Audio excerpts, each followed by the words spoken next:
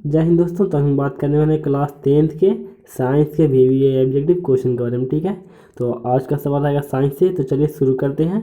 तो आज का सबसे पहला सवाल देखिएगा। ठीक है, आज का पहला सवाल क्या बोल रहा है कि किशोरावस्था में होने वाले परिवर्तन को क्या कहते हैं। ठीक है, तो किशोरावस्था में होता है परिवर्तन, उसको प्यूबर्टी बोलते हैं। ठीक है, किशोरावस्था में होने वाले परिवर्तन को प्यूबर्टी बोलते हैं। ऑप्शन नंबर बी आपका बिल्कुल सही आंसर हो जाएगा। ठीक है, याद कर लीजिएगा।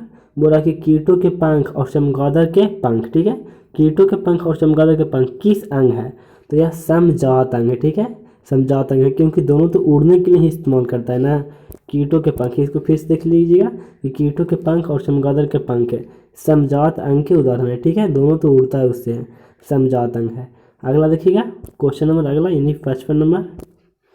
बोल रहा है कि नेफ्रॉन पाया जाता है। तो नेफ्रॉन किस में पाया जाता है? वृक्क में पाया जाता है। ठीक है, अब वृक्क के कार्यात्मक इकाई को ही नेफ्रॉन बोलते हैं। ठीक है, तो नेफ्रॉन पाया जाता है तो वृक्क में। ठीक है, अगला देखिएगा कि ईस्ट, ईस्ट में जनन होता है। ईस्ट एक प्रकार का कवक है। ठीक है, ईस्ट क्या है? कवक है। इससे डबल पाउंड रोटी बनाया जाता है। ठीक है, तो ईस्ट में जनन होता है तो मुकुलन द्वारा होता है। किसके द्वारा होता है? मुकुलन द्वारा। ऑप्शन नंबर डी आपका बिल्कुल सही आंसर हो जाएगा। अब अगला सवाल देखिएगा, क्वेश्चन नंबर 57। यूरिया का निर्माण होता है। ठीक है, यूरिया का निर्माण कहाँ होता है? तो यूरिया का निर्माण यकृत में होता है। ऑप्शन नंबर आपका भी बिल्कुल सही आंसर हो जाएगा। ठीक है, यूरिया का निर्माण यकृत में होता है। तो अगला सवाल देखिएगा, 58 नंबर। बोला कि निम्नलिखित में कौन सा घटक हमारे शरीर के लिए आवश्यक है? मतलब कि कौन सा घटक, मतलब कि कौन सा घटक हमारे शरीर के लिए आवश्यक है? विटामिन, खनिज, पोषक तत्व या इनमें से सभी? तो आपको अब इनमें से सभी सही आंसर हो जाएगा। तो सब हमको चाहिए, विटामिन भी चाहिए, प्रोटीन भी चाहिए, मतलब सब्जी चाहिए। खनिज मतलब ये आ गया, पोषक तत्व मतलब सभी आ गया। ठीक है, तो इनमें से सभी आपको बिल्कुल सही आंसर हो जाएगा। अब अगला सवाल लिखिएगा 59 नंबर। ठीक है, बोला है ऑक्सीजन का वाहक कौन है? ऑक्सीजन का वाहक कौन है? तो ऑक्सीजन को वाहक आरबीसी करता है। ठीक है, आरबीसी मतलब कि एक स्थान से दूसरे स्थान ले जाता है। ठीक है, ऑक्सीजन का वाहक कौन है? आरबीसी। ऑप्शन नंबर सी आपका बिल्कुल सही आंसर है। ठीक है, अब अगला देखिएगा क्वेश्चन नंबर 60। पूरा है घटपर्णी। ठीक है, एक उदाहरण है। घटपर्णी एक प्रकार का प्लांट है। ठीक है, यहाँ पे ब्रैकेट में दिया है। तो एक प्लांट है घटपर्णी, जो बहुत अजीब ढंग का मतलब कि प्लांट है। एक कीट को खाता है। भाई कीट को कैसे खाएगा? उसका ऐसा डिजाइन आता है ना भाई कि इसको पत्ता खुल गया, कीट इसमें गया, पत्ता बंद कर लिया। ऐसा ही मतलब कि आदमी की तरह काम करता है। ठीक है, नहीं तो आप घटपर्णी पौधा के बारे में सर्च कीजिएगा। घटपर्णी पौधा जो है कीटों को खाता है। ठीक है, अगला देखिएगा, तापमान, वर्षा और पवन पर्यावरण का कैसा कारक है? तो भौतिक कारक है। ठीक है, मतलब भौतिक कारक है। इसमें आपको जैविक तैविक नहीं मानना है। तापमान, वर्षा और मतलब कि पवन सीधे तो भौतिक कारक है। ठीक है, कौन कारक है? भौतिक कारक है। ऑप्शन नंबर इसका बी बिल्कुल सही आंसर है। ठीक है, अगला देखिएगा कि कौन सी बीमारी श्वसन तंत्र से संबंधित है? तो ये हो जाएगा निमोनिया। ठीक है, निमोनिया है जो श्वसन तंत्र से संबंधित है, सांस लेने में दिक्कत होने लगता है। ठीक है, तो ऑप्शन नंबर आपका बी बिल्कुल सही आंसर होगा।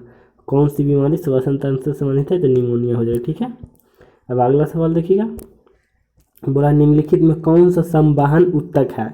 तो जाइलम भी है और फ्लोएम भी है। ठीक है, दोनों तो संवहन उत्तक ही है। तो ऑप्शन नंबर आपका डी बिल्कुल सही आंसर हो जाएगा, बी और सी दोनों। ठीक है, अब अगला देखिएगा कि जैव विविधता का विशिष्ट स्थल है। इसको ऊपर कर देते हैं, कर देते हैं। अब बोल रहा है कि जैव विविधता का विशिष्ट स्थल है। बोला है जैव विविधता का। ठीक है, फासल क्षेत्र है, मतलब सबसे ज़्यादा जीव कहाँ पाया जाता है? फासल वाला क्षेत्र में, नदी के तट वाले क्षेत्र में, या समुद्र क्षेत्र में, या बान में? तो आपका सही आंसर जो बान में पाया जाता है। ठीक है, कहाँ पाया जाता है? बान में। ऑप्शन यहाँ पे स्थल बोल दिया है इसलिए बान में। ठीक है, ऑप्शन नंबर डी आपका बिल्कुल सही आंसर हो जाएगा। ठीक है, तो बान हो जाएगा मतलब जैव विविधता का विशिष्ट स्थल क्षेत्र। ठीक है, अब अगला देखिएगा कि पादप हार्मोन। ठीक है, इसको थोड़ा सा ऊपर कर देते हैं। बोल रहा है कि पादप हार्मोन साइटोकाइनिन। ठीक है, पादप हार्मोन साइटोकाइनिन सहायक है। तो यह प्ररोह का मतलब क्या हो गया? जो रोपते हैं ना उसी समय की बात कर रहा है। प्ररोह के अग्रभाग की लंबाई में वृद्धि के लिए। ठीक है, जब आप रोपते हैं ना तो उसका जो मतलब शुरू शुरू अग्रभाग होता है ना, उसके में लंबाई में वृद्धि करता है। तैरने की लंबाई भी बढ़ाता है। और पादप मतलब कि पौधा को प्रकाश की ओर मुड़ने में सहायक रहता है। ठीक है, साइटोकाइनिन हार्मोन। तो इनमें से आपका बिल्कुल सही आंसर होगा सभी। ठीक है, इनमें से सभी मतलब ये सभी काम करता है। ठीक है, तो ऑप्शन नंबर डी आपका बिल्कुल सही आंसर हो जाएगा। अब अगला सवाल देखिएगा, बोला मस्तिष्क का कौन सा भाग शरीर की स्थिति का संतुलन बनाए रखता है, मतलब संतुलन का अनुरक्षण करता है, मतलब वही हो गया बनाए रखता है अनुरक्षण करता है, तो ये हो जाएगा अनुमस्तिष्क। ठीक है, अनु मतलब पीछे वाला मस्तिष्क, जो रीढ़ की हड्डी रहता है ना उसी को बोलते हैं, उसी के मतलब कि ऊपर रहता है पीछे से। और अनुमस्तिष्क का मतलब हो गया ना, छोटा बच्चा को देखें खड़ी नहीं हो पाता है शुरू, क्यों नहीं हो पता? क्योंकि आप कहेंगे कि उसके पास तो काबू ही नहीं है, नहीं, उसके पास दिमाग नहीं है, अनुमस्तिष्क नहीं होता है, बहुत मतलब डेवलप नहीं किया होता है, उसीलिए खड़ी होता है गिर जाता है, खड़ी होता है गिर जाता है। ठीक है, तो इसके पास जब ये वाला डेवलप हो जाता है तो खड़ी होने लगता है, गुड़कने लगता है।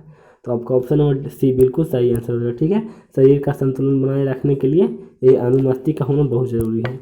अगला सवाल देखिएगा, बोल रहा कि प्रयोगशाला में संश्लेषित पहला करवाने के यौगिक कौन है? तो प्रयोगशाला में पहला करवाने के यौगिक था जो Na2CO2 था। ठीक है, इसको याद कर लेना है कि पहला बार जो किया गया था Na2CO पर किया गया था। ठीक है, अगला सवाल देखिएगा कि प्रकृति में ऑक्सीजन का संतुलन कैसे बना रहता है? तो आपका सही आंसर होगा प्रकाश संश्लेषण क्रिया से। ठीक है, बोला प्रकृति में ऑक्सीजन का संतुलन कैसे बना रहता है, ऑक्सीजन खत्म क्यों नहीं होता? तो प्रकाश संश्लेषण क्रिया पेड़ पौधा करता है तो छोड़ता है, हम लोग लेते हैं, वो छोड़ता है लेते हैं, ऐसे बार बार होते रहता है। तो प्रकाश संश्लेषण क्रिया इसमें अहम योगदान निभाता है। ठीक है, तो इसी के कारण बना रहता है। अगला देखिएगा कि ओजोन के एक अणु में कितने परमाणु होते हैं? 3 होते हैं। ठीक है, ये काफ़ी आसान क्वेश्चन है क्योंकि ओजोन का सूत्र होता है O3, तो इसमें ऑक्सीजन कितना है? तो 3 है, बस सेम ही पूछा है। ठीक है, तो ऑप्शन नंबर आपका सी बिल्कुल सही आंसर होगा। तो आज के लिए इतना ही, मिलेंगे कभी और, तब तक के लिए जय हिंद।